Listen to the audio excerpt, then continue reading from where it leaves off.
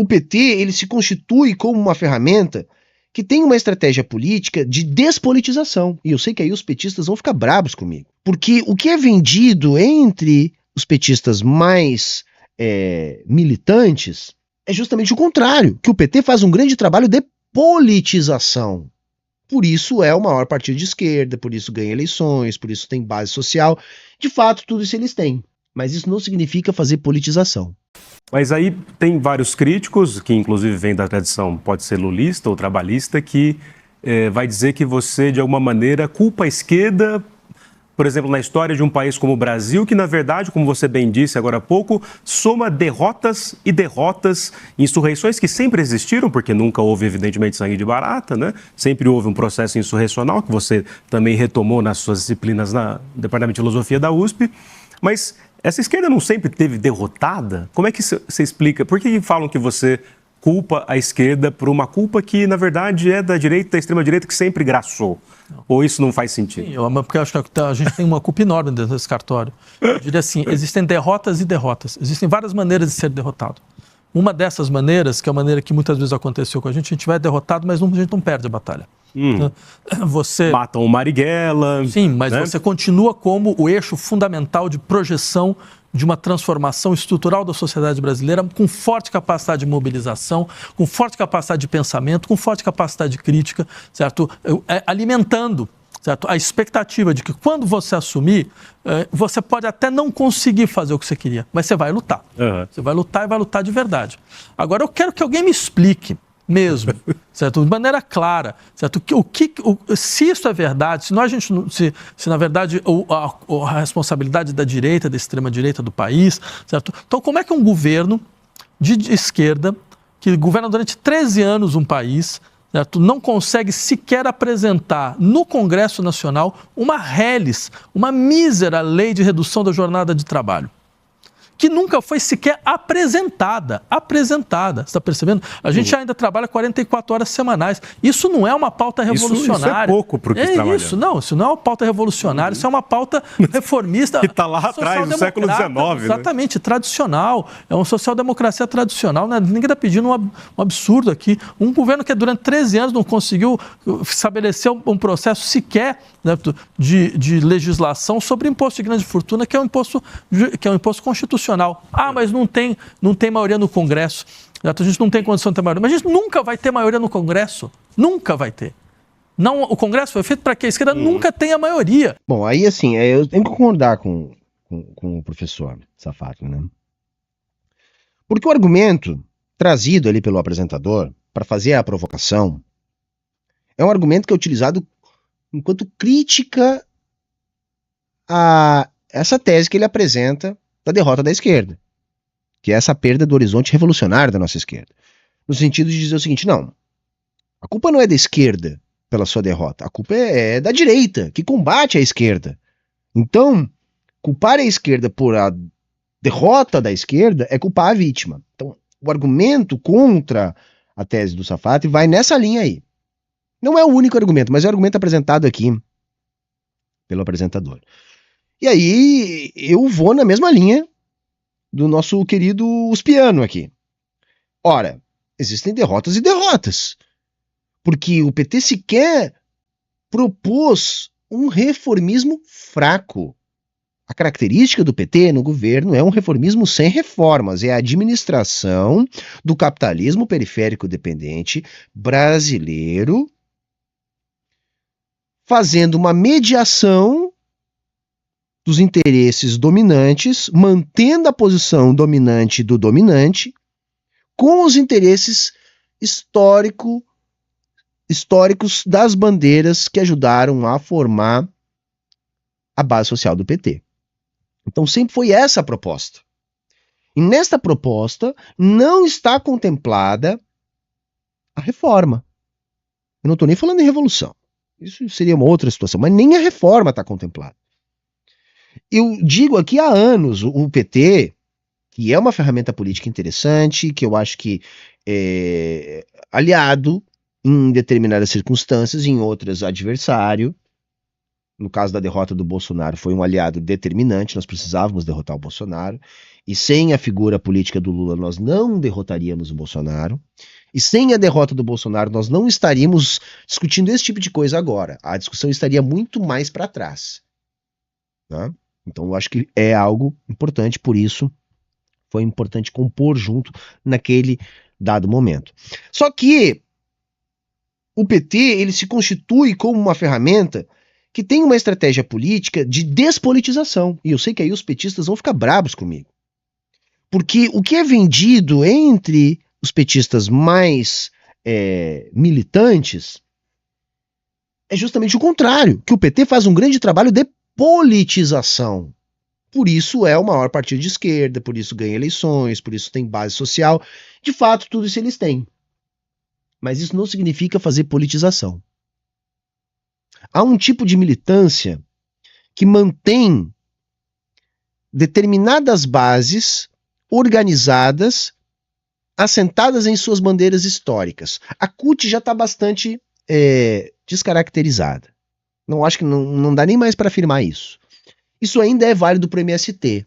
Mas o MST, primeiro, ele não é subordinado ao PT, embora tendencialmente lute as mesmas lutas, mas ele não é subordinado. E outro, o MST ele é muito centrado dentro da sua própria luta, da sua própria existência, das suas próprias tarefas, da sua própria militância.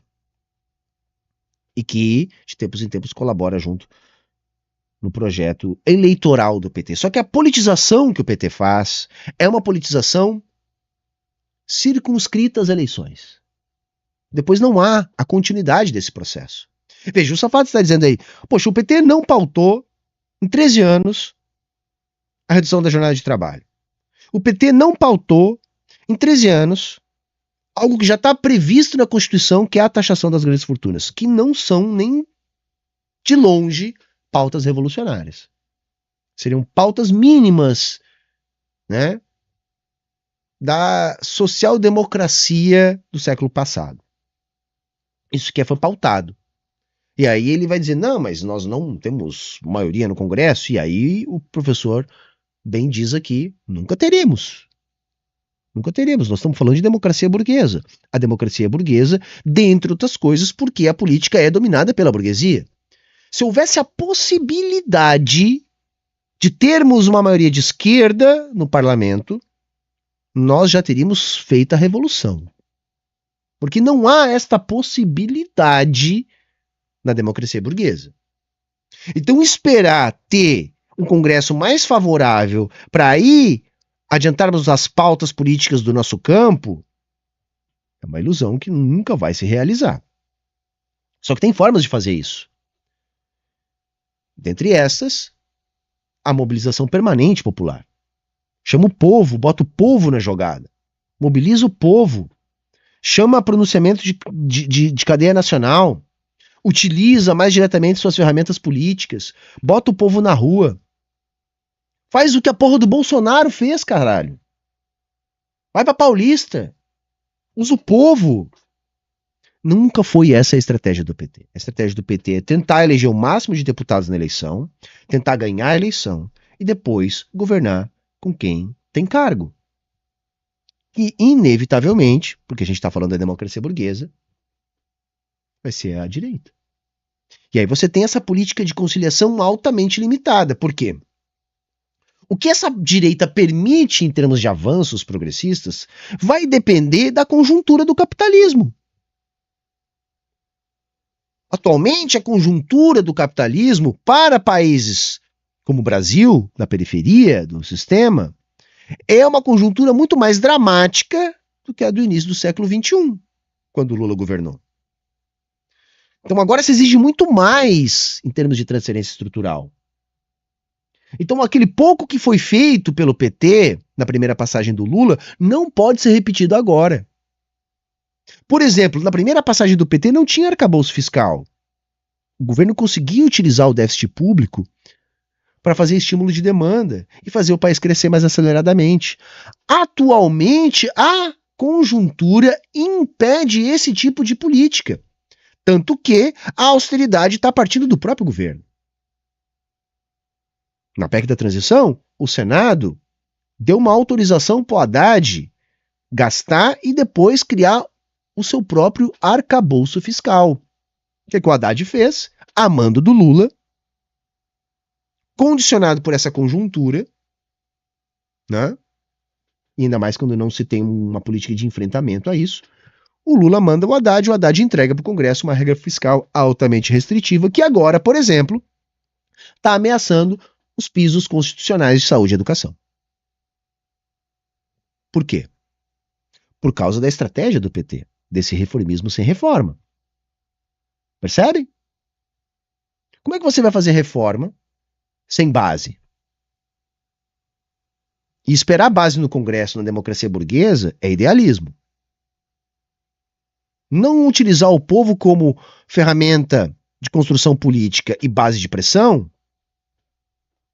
não vai fazer com que você tenha espaço para fazer esse tipo de reforma. Então, vejam, o que o PT faz é ser um freio neoliberal muito fraco, um freio capenga, saca? Parece aquele Maverick V8 com a lona gasta. É esse o freio. Mas é um freio. No sentido assim, se é o Temer, se é o Bolsonaro, se é o neoliberalismo sem disfarces, eles vão passar rolo compressor. Então a reforma trabalhista, a reforma da Previdência, a privatização a rodo. O PT, ele diminui essa intensidade. Porque ele aparece como uma resistência a isso. Uma resistência fraca. Um freio fraco. Mas aparece como resistência a isso. E só. E só. Você tem avanço. Você tem um freio do neoliberalismo. Um freio ruim. Mas não se tem avanço. Porque esses avanços, e aí a teoria da dependência, né, do Rui Mauro Marini explica, depende de uma conjuntura internacional favorável de ciclo de expansão do capital. Porque aí a centralidade crescendo rápido, como foi na primeira passagem do Lula, cresce a reboque também a periferia. A reboque do crescimento da centralidade. Nós não temos crescimento na centralidade, galera. Você não tem crescimento na periferia, que só pode acontecer a reboque. Então essa circunstancialidade, ela é muito mais dramática para esse reformismo sem reformas do PT. Isso desmobiliza. Porque a gente fica refém de uma institucionalidade.